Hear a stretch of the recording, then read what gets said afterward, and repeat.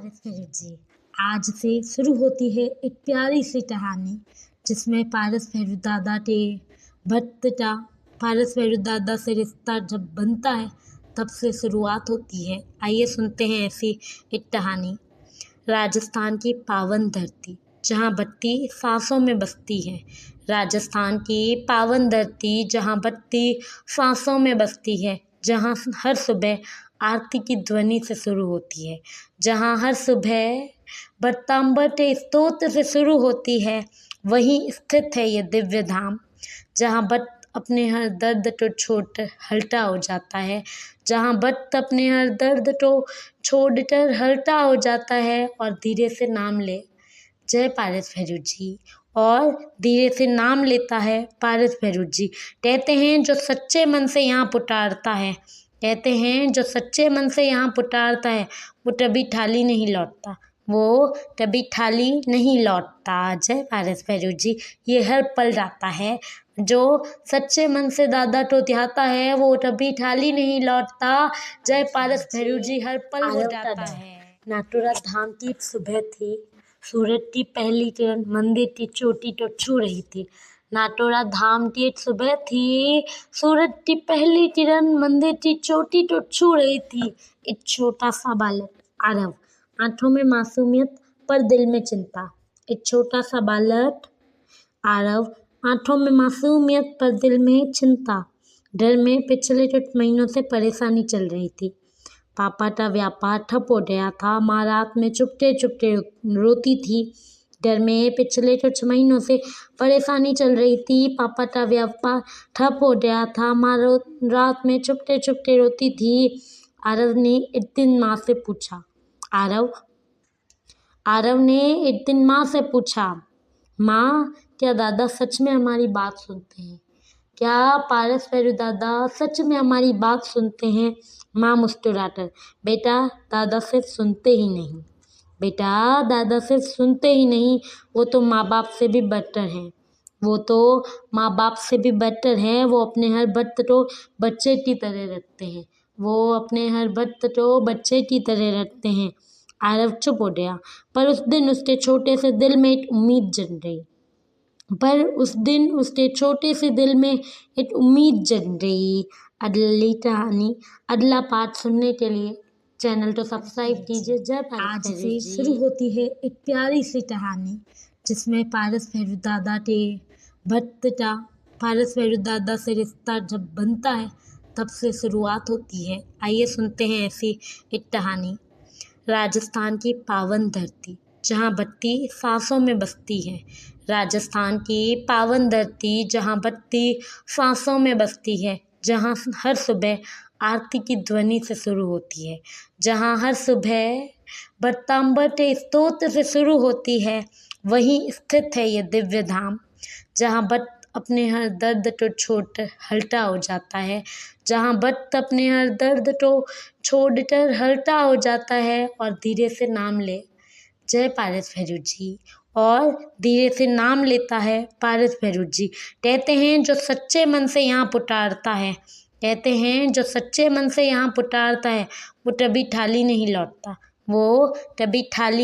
लौटता, जय पारस फेरुज जी। ये हर पल जाता है, जो सच्चे मन से दादा को ध्याता है वो कभी खाली नहीं लौटता। जय पारस फेरुज जी। हर पल हो जाता है। पहली सच्ची प्रार्थना थी। मंदिर के अंदर दीपक जल रहा था। आरव धीरे धीरे चरणों के पास पहुंचा। उसने आंखें बंद की। आरव धीमे स्वर में, दादा पापा का काम ठीक कर दो, मम्मी को रोने मत देना। दादा पारस फेरुज जी, पापा का काम ठीक कर दो, मम्मी को रोने मत देना। मैं शरारत नहीं करूँगा, बस आप मेरे माँ पापा बन जाओ। बन जाओ। उसकी आवाज़ कांप रही थी। उसी क्षण उसे ऐसा महसूस हुआ जैसे किसी ने उसके सिर पर प्यार से हाथ रखा हो। उसी क्षण उसे महसूस हुआ जैसे प्यार से उसके सिर पर किसी ने हाथ रखा हो, जैसे माँ आंचल से ढक ले, जैसे पिता कंधे पर बैठा कर दुनिया दिखाए। जैसे माँ आंचल से ढक ले, जैसे पिता कंधे पर बैठा कर दुनिया डुमाए। वो स्पर्श अदृश्य था पर सच्चा था। वो स्पर्श अदृश्य था पर सच्चा था। अगला पार्ट अगर देखना है, दादा का आज उत्तर से सुनना शुरू है। होती है एक प्यारी सी कहानी जिसमें पारस भैरव दादा के भक्त का पारस भैरव दादा से रिश्ता जब बनता है तब से शुरुआत होती है। आइए सुनते हैं ऐसी एक कहानी। राजस्थान की पावन धरती जहाँ बत्ती सांसों में बसती है। राजस्थान की पावन धरती जहाँ बत्ती सांसों में बसती है। जहाँ हर सुबह आरती की ध्वनि से शुरू होती है।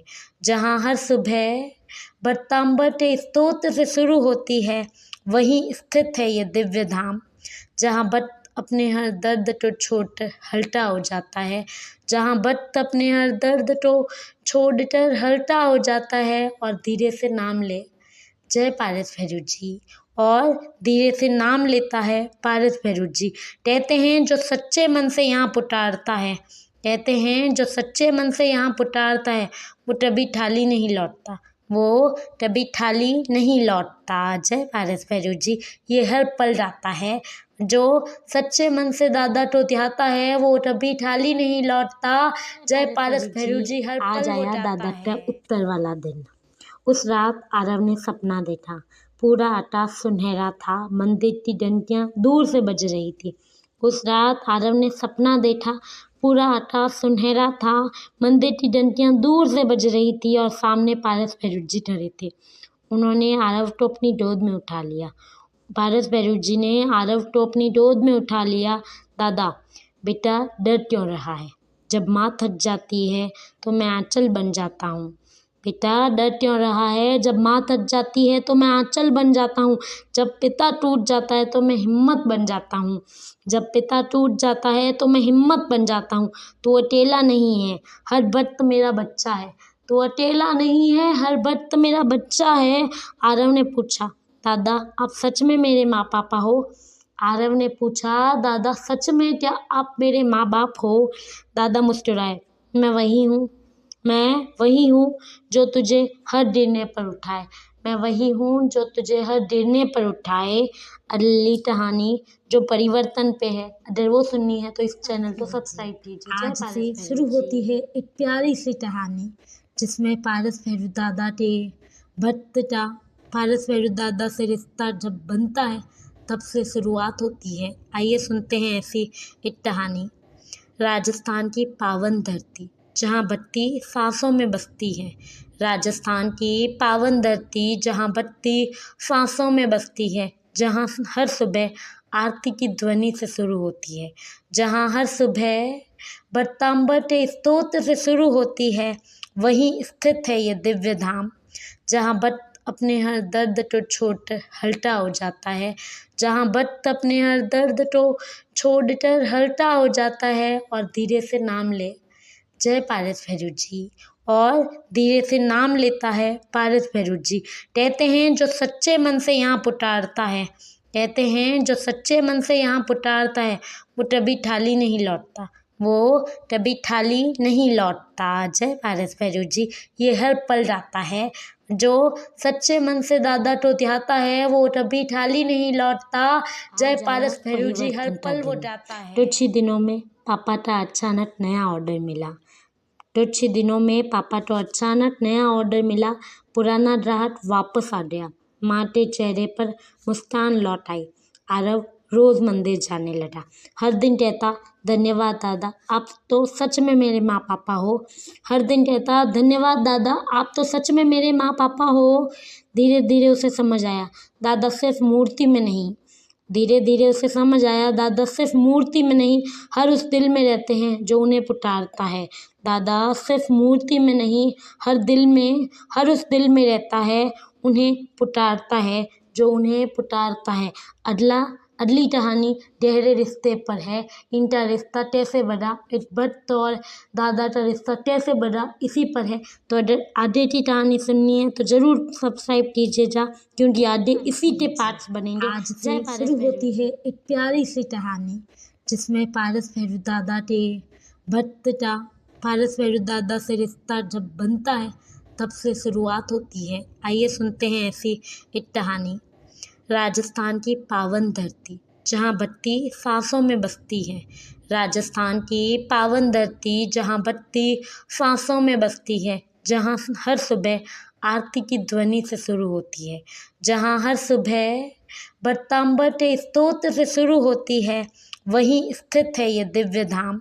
जहाँ बत्त अपने हर दर्द को छोड़ हल्का हो जाता है, जहाँ बत्त अपने हर दर्द को छोड़कर हल्का हो जाता है और धीरे से नाम ले जय पारस भैरव जी, और धीरे से नाम लेता है पारस भैरव जी।